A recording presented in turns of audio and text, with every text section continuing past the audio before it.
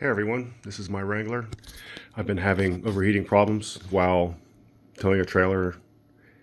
Gets up to 230 before the fans kick on, so in order to fix that, I have installed a thermostatically controlled fan, which will bypass the PCM programming. Auxiliary fan in the front, it's a pusher. And I'm going to put a 180 degree thermostat.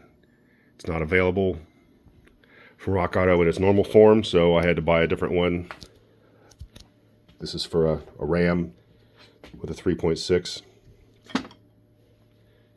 So all you do is you grind this off, pop it apart to get the wax motor off of it.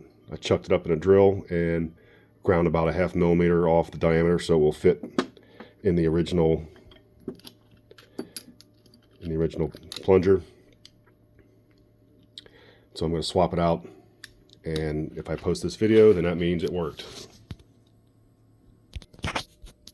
One thing to note here, I just noticed, this is the original thermostat housing.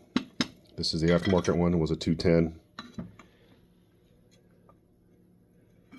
These spring retainers are longer, shorter, so here's the difference in the springs.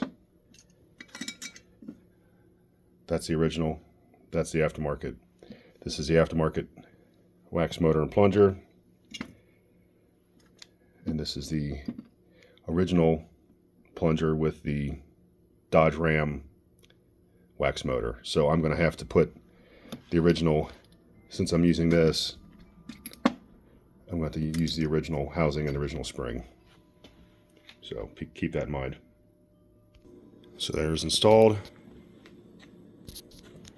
Original everything except for the wax motor. It's $15 on RockAuto. This is the part number of the 192, which is this one here. I think it's for a 2019 Ram with a 3.6. They come in 192, 180, and then 203. So I'm trying the 180 first.